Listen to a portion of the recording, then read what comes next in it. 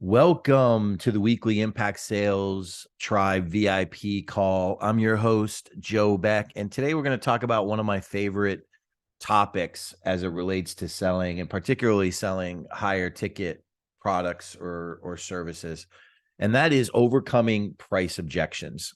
One of the things that I think is one of people's greatest fears, in addition to just general rejection when people are reaching out trying to conduct sales, is overcoming price objections. What happens when price is an issue? And before we dive into this a little bit and before we unpack some of this stuff, I think it's important that we do clarify a couple of things. And the first that we need to clarify, and the first assumption we need to make, is when you're talking about pricing objections, the first thing you need to go into these interactions with is an understanding is your prospect able to afford what it is that you do? I mean, because there's a big difference between willingness and capability.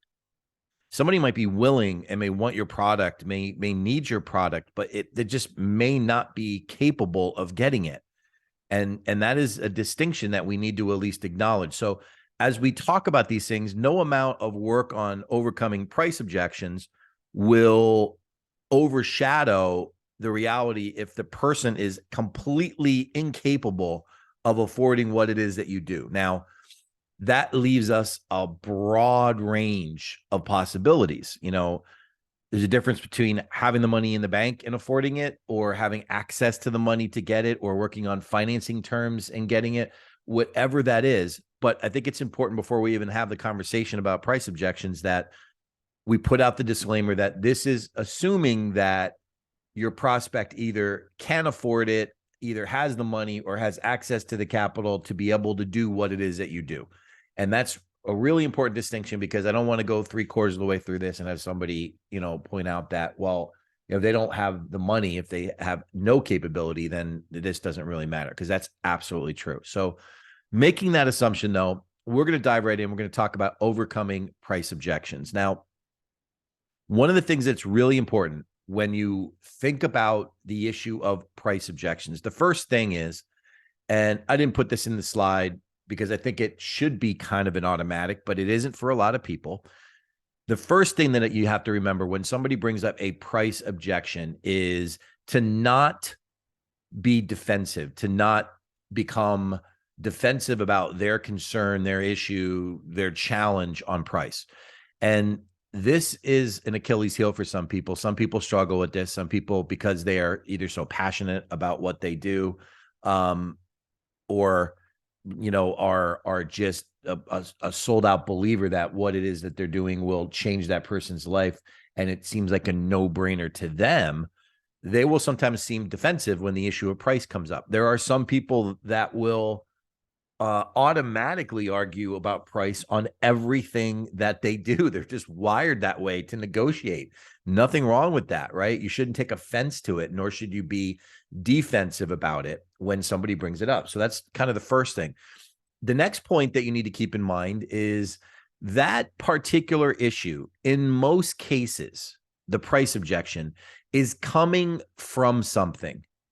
It is being generated and stimulated by something in that prospect's mind that is making them bring up the price as an issue. And this is why it's important that we talk about these things, because for a lot of people, they skip over whatever emotion is prompting that person to push back and object to the price. Now, maybe that emotion is fear.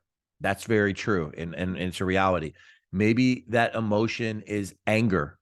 And I don't mean anger directed at you. I mean anger directed at maybe their situation. Maybe you're providing something that they know that if they had done it earlier, it would have been less expensive. So there's a little bit of anger that's tied to that, like angst, like, oh, why didn't I do this sooner? That is a reality, an emotion. Sometimes fear, it plays a major role in price objections. And I say that because sometimes people know they need to do something. They know they need to do it. It's the right thing. They have to do it. They need it. It's something that has to happen, but they're afraid. They're afraid of what that particular thing may mean. They're afraid of the cost of getting access to that product, that service, that offering, what that may do to them. There's fear that's motivating them. But the one thing that I want you to recognize, that no matter what it is that you are, or what emotion is prompting that objection, it is just that. It is an emotion. And the reason why I want to go to that is because I think sometimes people forget the fact that all buying decisions are emotional. And you could take the most analytically engineered mind out there, who you would think they're a literal Vulcan. For all you Star Trek fans, they're a literal Vulcan when it comes to logic only. Everything is logical. They make all their decisions logically. And I will tell you that is not true. I will tell you without question that emotion plays a role. It may not be visible emotion. It may not be emotion that's on the surface. It may not be emotion that you're even aware of, but emotion is what drives it. Logic is what rationalizes it. And we want to start there because it's important that you understand, when you're talking about price objections, that the first comparison that people make in their mind, the very first comparison, it doesn't matter who they are, how they're wired, the first comparison that they make is price versus value, or value versus price. They immediately say, is this valuable to me? And is the price worth it? Will I get enough value? It's an exchange. Okay. If I pay this price, will the value exchange be worth it to me? Is the exchange equal to or above? If something is required or a necessity, it can many times be less than what the value is when you look at the price, if it's so desperately needed, or it could be equal to that. But ideally, where most buyers want to be is they want to be in a place where the value that they're receiving is greater than the price they pay, right? But this is the first step. It's not where the decision is made. It's just where the decision is starting. It's where people are starting to consider their options and whether or not something makes sense. So they're immediately trying to rationalize value versus price. And for those of you that spend way too much time highlighting value and not enough time talking about some other things like impact, you probably have learned the lesson, probably in a hard way, that you lose deals, sometimes many deals, because of price. And the reason why that goes to one of the things that I talk about a lot in Impact Sales Mastery and with the sales activist in general. Value has become very commoditized in the world we live in today. Value in the past has been tied to a lot of different things when you consider it. People considered access to information extremely valuable. They still do, but because you can get so much information right from your smartphone now, information is less valuable, more a commodity. Salespeople many years ago, would have to spend a lot more time and effort educating people. But now buyers, consumers, are many times as much as 70% educated on whatever it is that you're talking to them about already. Meaning they're already working down that path. They're educating themselves. So the value proposition has become less critical. Now, I'm not diminishing value. Of course you need value. That's important. But value isn't enough anymore to get you over the hump. And it sometimes isn't enough to get you over the price objection. So if somebody says, look, I love what you do, but I can't pay $5,000 or $7,000 or $25,000 for it, it's probably because they haven't deemed enough value. Now, we talk about this a lot in ISM, that value is the starting point. And it's absolutely true, because we talk about this a lot just in general in the training, but it really boils down to this. In today's commoditized value world, if you sound like everybody else, if you're just talking value, you fall into a very crowded pack of other people that do what you do. But when it comes to price objections, your tool for overcoming those objections lies in the impact that you generate, lies in the impact that your product, your service, or your offering has on your prospect. If you haven't figured that out and you haven't uncovered that in your interaction with your prospect, and you're getting a price objection, you have a long road to travel. You need to get back on the impact train and figure out what impact they receive from what you do. And I don't mean value, I mean impact. And we'll talk about that in a second. And you need to figure out how you get them talking about that. So how you overcome price objections, no matter what the amount is coming up with an emotionally driven impact factor that makes them want, need, desire your offering more than the cost. And the reason why that's so powerful, and the reason why that is such an important step, is when you're talking to people about impact, you're usually dealing with emotional things that mean something to them, things that are important to them, things that literally they require in their business for themselves, for their teams, for their employees, for everybody. Maybe it's something that's very personal to them for their personal life. Maybe it's buying them back time. Maybe it's, buying them back vacations that they just didn't get with their family. It doesn't really matter what it is, but it's emotional. And when you're talking about a price objection and you're trying to make the conversation relevant about overcoming a price point, if you're on the side of only talking about value and it's very sterile and cold and not emotional, people are not going to stretch themselves unless emotion is involved. But when you are on the other side and you're asking impact-driven questions, you're asking things, well, what would that mean to you? And why is that important to you? And what would your life look like if you had this? What would your family say if you did this? What would your employees say if you offered them this? How would that make you feel? As it relates to everything else going on, is that important to you? And you explore these things with people. You really dig through those. So if you're spending all your time talking about value, it's a very cold, sterile conversation. You pay this, you get this. And yes, you can explore value more, but most people don't. Most people talk about value as like for like, even exchange.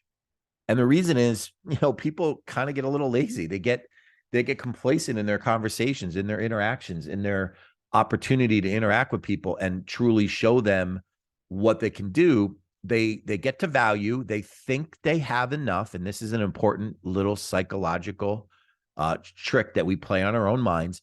You think at some point in the sales interaction, I've got enough. This person's going to work with me because my product, my service or offering is going to be valuable to them. Here it is, value, right? And the fact is, you don't know what your prospect is thinking. You don't know what or where they are emotionally because you haven't really had an emotional conversation about it. So when it comes to price objections, and I don't care if that price objection is over a $500 bill or a $500,000 bill, if you're going to show them an invoice for whatever number it is, and it is a significant number, especially, you better have emotion as part of the process, and you better have talked about impact-related things. Now, if you're just catching up with the Sales Activist or ISM or watching anything of our content on YouTube, you may not be familiar with that, but really, we talk about impact all the time, and I'll give you basically a really quick snapshot of the difference between value and impact. So if you're offering a product or a service that is a financial benefit to your prospect or your client, the financial benefit itself is value. Okay. And in this analogy, that will be the value side. But the impact side of that same situation, let's say you're saving them $100,000, the value is $100,000. But impact is what their life looks like as a result of that $100,000. What do they do with the money? Where do they spend the money? How does that lead into other things that may impact them? Do they expand their business, grow their business, invest in marketing, spend money on their employees?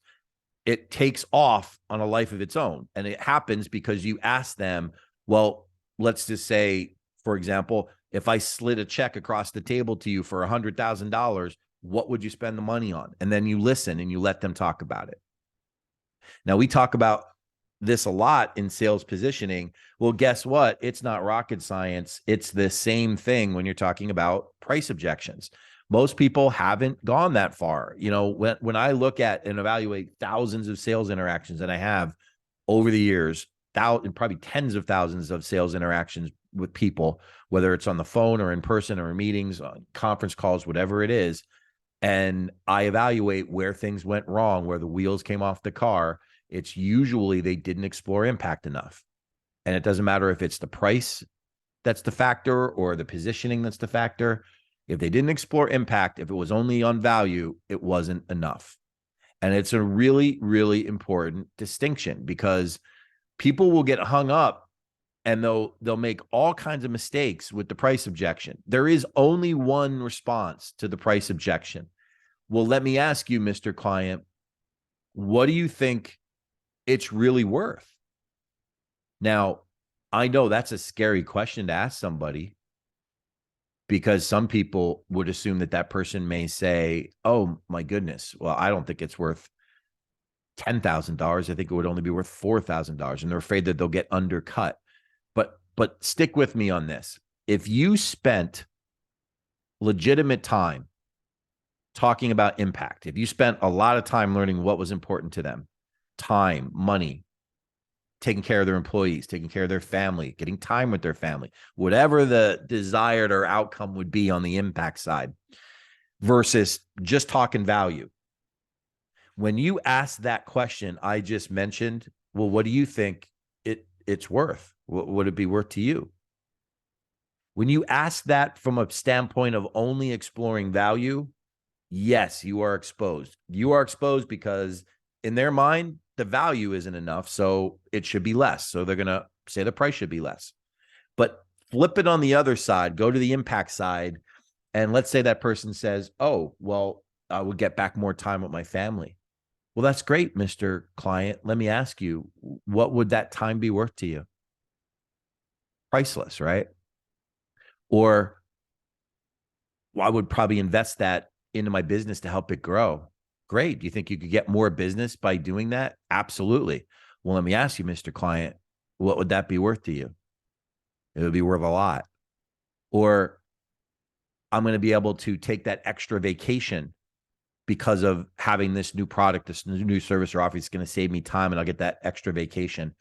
Oh, that's great, Mr. Client. When was the last vacation you took? Oh, it's been 5 years. The kids and my wife have been asking me about it, and we just haven't been able to do it. And, you know, it would mean everything. So what's that worth to you, Mr. Client? See, the difference between talking about cold, sterile facts and data on the value side versus impact and emotionally charged things that mean something to somebody. And I want you to think about that as it relates to all of your interactions about price. I want you to focus on the emotional aspects of impact and not value. And why is that so important? And it goes to what I said just a few moments ago. People will legitimize things with logic. They'll legitimize decisions with logic. They will rationalize decisions with logic, but they won't make decisions with logic. Even when it seems like they are, even when people say things like, oh, well, that makes sense. It makes complete sense. I should just do this. It's a no-brainer. Even when they say that, there's emotion tied to it. You know why? I'll give you an example. Somebody says it's a no-brainer. I should absolutely do that. In the back of their mind, there's still emotion connected to it. They are still saying things to themselves like, well, yeah, I can't be an idiot and not make this choice. Or, I could leave myself exposed, or not doing it could be a big mistake. Well, all of a sudden, all these things are rushing through their heads. It's not logic that's making them make the decision. It's emotion. Even if it's not on the surface, it's emotion that drives the decision. So when it comes to price objections, it's the same thing. The price objections dictate the emotion. And literally, if you've already covered it, if you've already brought it up, if you've already talked about these things in positioning, in the process of the sales process, you positioned this and they bring up a price objection, well, then you go back to the things that they said that were important to them. Well, it's super important to me that I get time with my family, or it's super important to me that we reinvest in the business, or this is a third generation company and taking care of our employees has always been a cornerstone element for us. It's important to me that we're able to do that. I don't want to be the owner, in this family legacy business that has to cut things from our employees. You don't think those are emotional choices? They're all emotional choices. But those are the things that help somebody see it's worth it to me to make this choice. It's worth it to me to spend $10,000 to go and take care of my employees, or $10,000 to go make sure I get extra time with my family, my kids, or maybe just spend that $10,000 to be able to know we have a fighting chance at growth and move things forward. Okay. The fact is, most of the time, people don't think beyond what's right in front of their face. They don't think that way. And your mission in sales, your goal in sales, as we talked about many, many times, is to position yourself as a trusted advisor, to look ahead in the road on behalf of your clients. And sometimes that has to happen in the interactions that you have with them, in the positioning, making them wonder and think and ask those impact focused questions and let them start to envision the things that really mean the most to them. You'd be amazed how many times priceless things are shared in a sales interaction, things that you can't quantify. And then price is no longer an issue. If something means everything to somebody, price isn't an issue. Now, there's a capacity issue, what they could afford or what they could finance or what they could get their hands on to be able to make it happen. But the actual impact that they receive is priceless. And that's tied to emotion. And when you're able to do that, and you're able to do that well and consistently, you'll find that along the way, you'll be able to dramatically overcome sales objections, dramatically overcome issues. It all comes down to this next slide. We've shared this before. It's very true. It's very much the same in overcoming price objections. It is our inverted pyramid. On the low end, you're in the neutral phase. When you engage people, there's some value exchanged. It's engaged, but it's not emotional. These white arrows impact or show the impact line, and that carries you over into the emotional steps. That's where you need to be to overcome price objections. You need to tap into that emotion.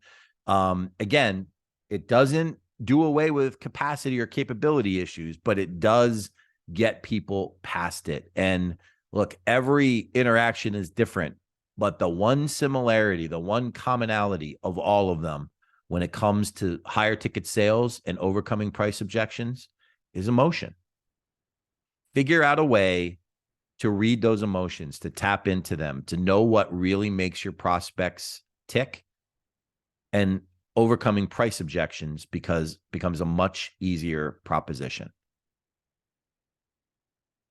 Okay, so that's what I wanted to cover for today. I wanted to go over some stuff on price objections and overcoming them. And, they do tie back to, obviously, the element of emotion, and that is critical to your success. So let's open things up and see what questions you guys might have on price objections. I know there's a lot of potential things that could be coming from that, but let's open things up for questions.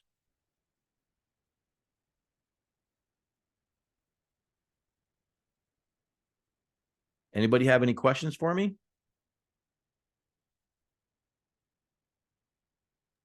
Hi, it's Susie. Oh, Hey, Susie, how are you?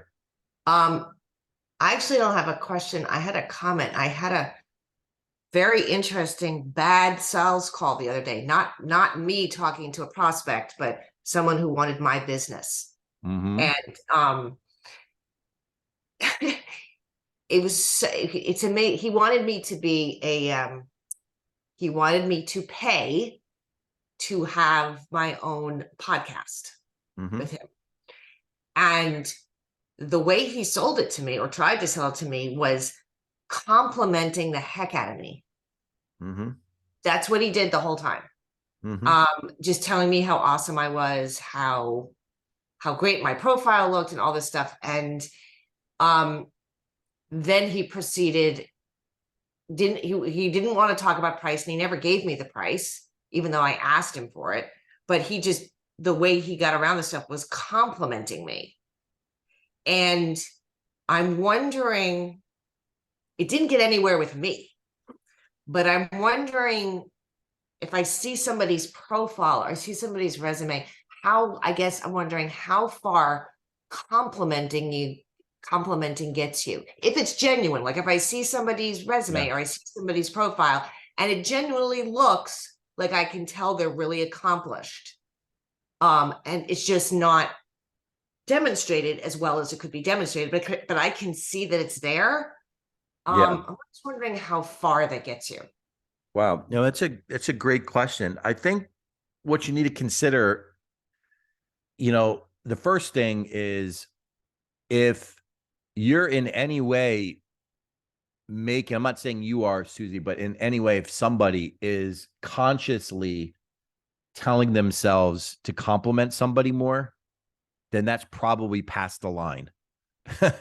I mean, if you ever consciously tell yourself, I need to compliment him more, you probably have crossed the line. It should be natural and organic. Like if you see something in somebody's profile and you go, wow, this is really impressive. I see that you just released your first book, or I see you just received this award, or something genuine, no problem with that. But there's a line, and the line, is where things start to get awkward and uncomfortable. If you keep going past that line and you keep complimenting somebody, people immediately start to question your sincerity. And I think in today's world, especially even more than before, people question it because they immediately start thinking that person's just trying to butter you up. They're just trying to make you feel so good about yourself that, that they're going to surprise you with something at the end. So I think, you have to trust your own judgment in every interaction, but the split second that your praise isn't sincere, the line has probably been crossed. Now, I'm not in any way saying don't compliment people. I like to compliment people on things that I find interesting or common ground. And I do that because it doesn't usually come off quite as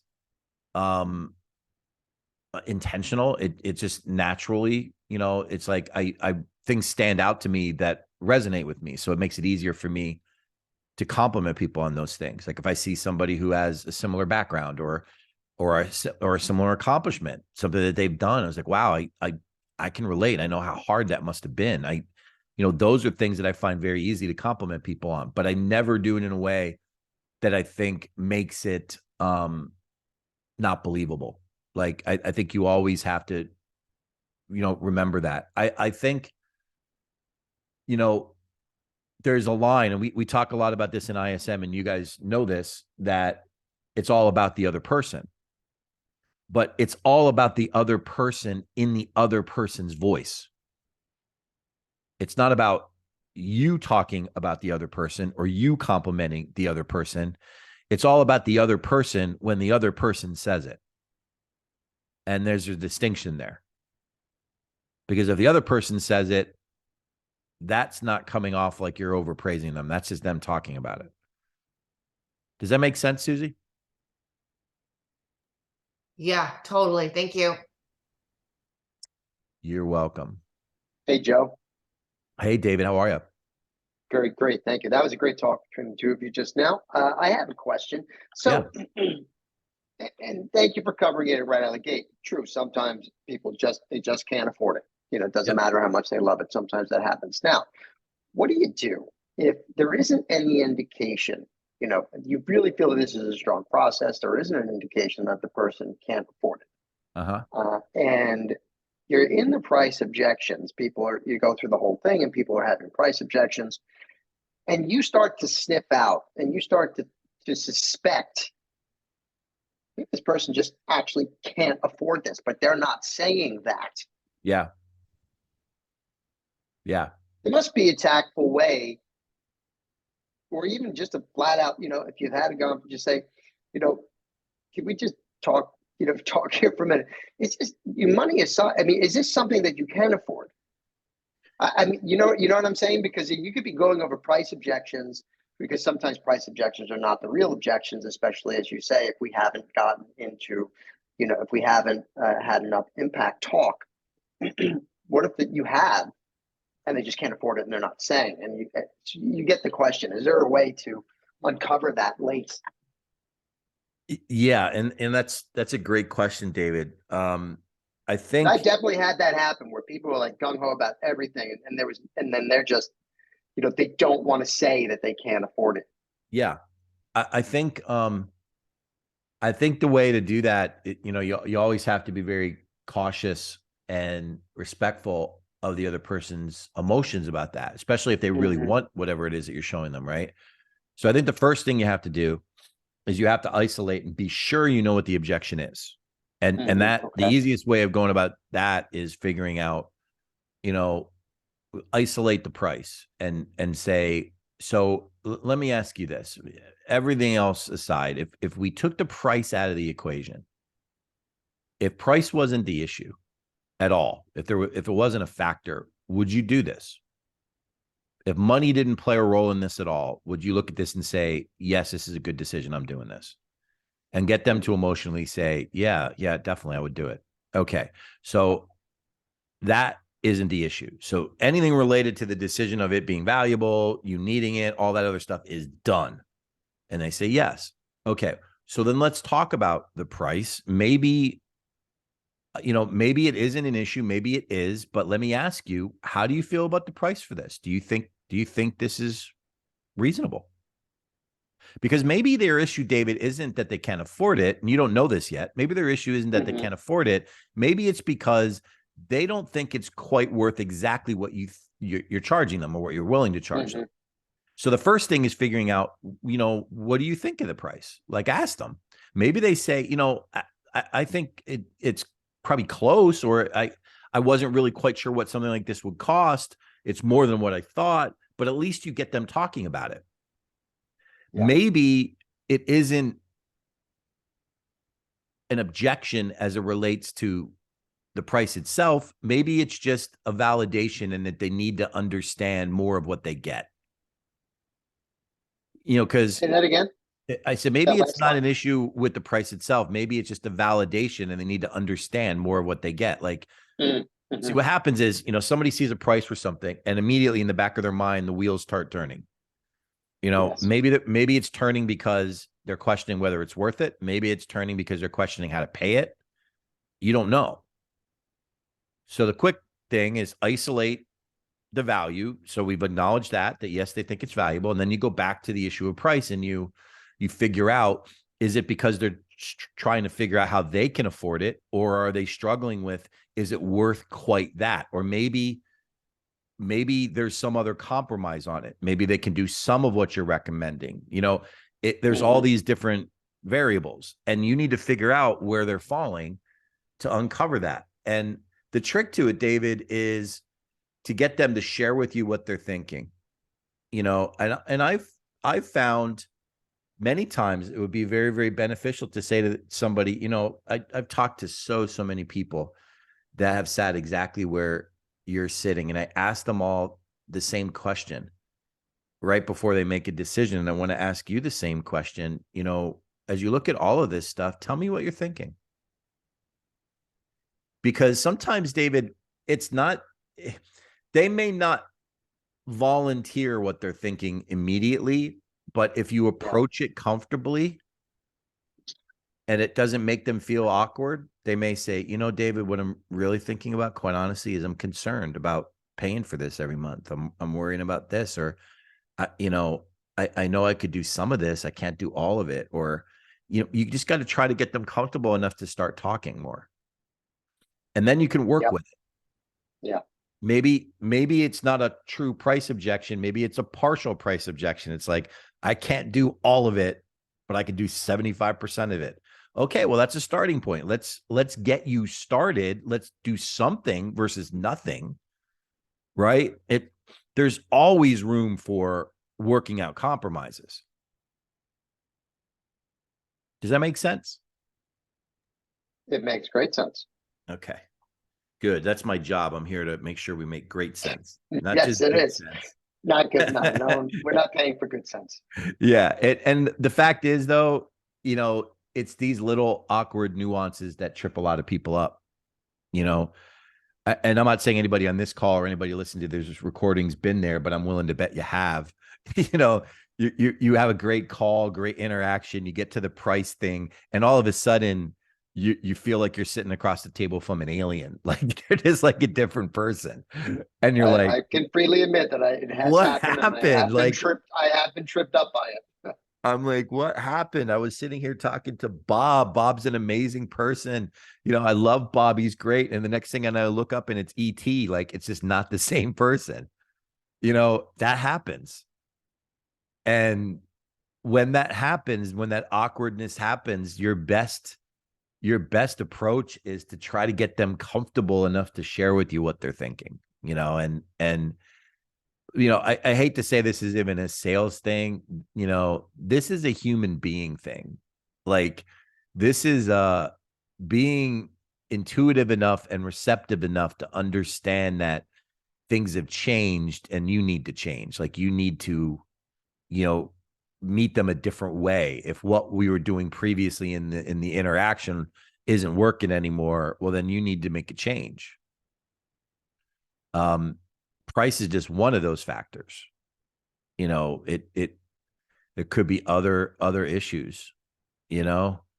My guess, and I'm not gonna say this is a blanket statement in every situation, but I know without a doubt, 80% of the time, fear is the biggest driving emotion where that person is at that moment.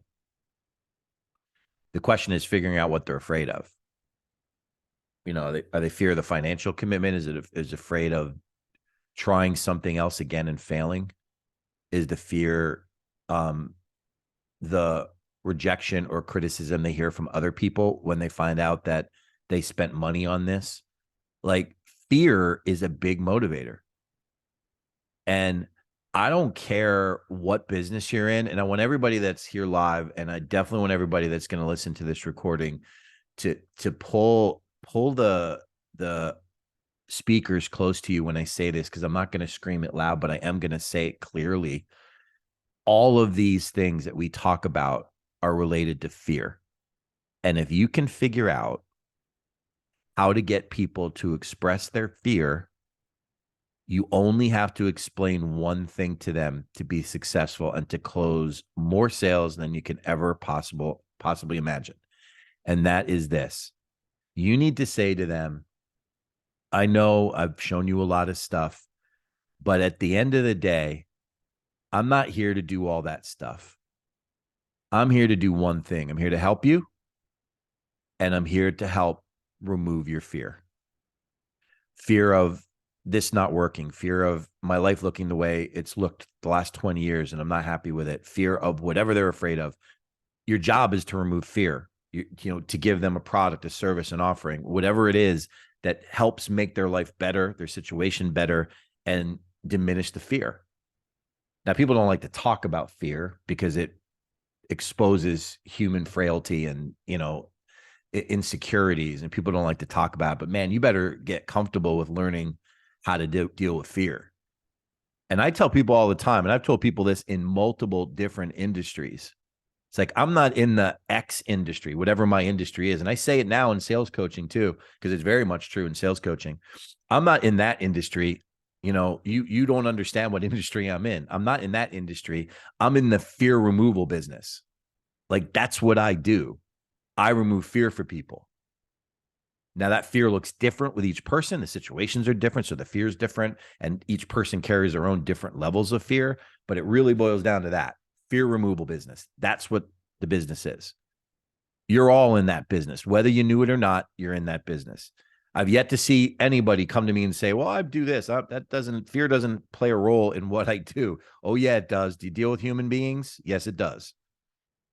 You're all in the fear removal business. Price, one of the fear triggers. Insecurity, fear trigger. Rejection, fear trigger.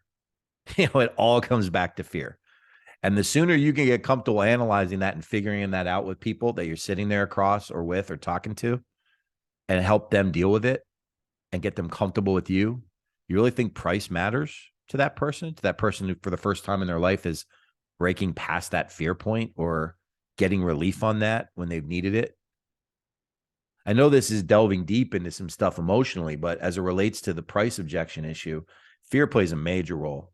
People are afraid of a lot of things. They're afraid of wasting things. They're afraid of being rejected. They're afraid of being criticized because of decisions that they make. You know, those fears stack up when you're dealing with a big financial decision, a pricing consideration. And if you don't know how to deal with fear, you're going to struggle with pricing objections.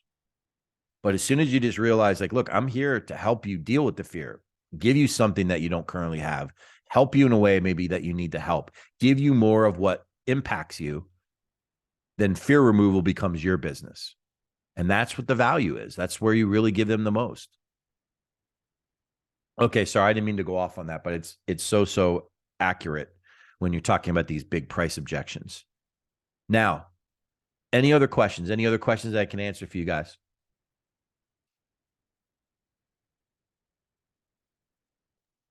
None here. Great talk. Okay. Thank you. Awesome. You're very welcome. One more thing on fear. This is another one. I cover this with people all the time, especially as it relates to big business decisions. People are afraid of being successful too. I know it seems weird and it's counterintuitive. People are afraid of success. People are afraid of what their life may look like, what changes might happen, how will people look at them. Like, even when it comes to solving problems, sometimes people are afraid of solving problems because, you know, they've gotten so used to having the problem that's become part of their life. Whatever the problem is, they've dealt with it. That's their norm. And people are afraid of changing their norms. Even when they know it's an improvement, it still scares them because it's an unknown. Maybe they've never been to that place or that situation that it would be that much better. They've talked about it. They've dreamed about it. They've wanted it, but it still scares them because they've never been there. They don't know what it's going to be like. So fear, even as it relates to success and accomplishment, is there. Okay. Well, this has been great. I'm worked up. Like I don't know. Like I started rolling on this fear stuff and I'm ready to go. I feel like I need to go. Thank you for adding in that last little point. It's so true. And that's always a great reminder. You're very welcome, David. And you know what? It's very, very true. I've talked to a lot of people, a lot of different salespeople over the years, thousands of salespeople across the years. And one of my favorite conversations would always be with them, tell me deep down, places that maybe you don't want to talk about a lot. Like, what are you really afraid of? Like, what's holding you back? And if I can help you figure out how to deal with that, we're going to get the best results. And people would respond very well to that. They would be very open. They'd be very comfortable to share. Over time, when they looked at me the way I wanted them to look at me as their trusted advisor, they would share those things with me, and it helped create just enormous results. Okay. Well, guys, this has been great. I appreciate you taking the time to be here. If you were here live for this call, if you catch this recording, I encourage you, go back and listen to it again. There's little golden nuggets in there about how to deal with price objections and other things like fear. You definitely want to stay tuned to what we're doing with the Impact Sales Tribe. You can catch us on social media. You can catch these Impact Sales Tribe sessions on our YouTube channel. Just look for The Sales Activist, and they'll be right there. This is Joe Beck with The Sales Activist, and we'll talk to you soon. Take care.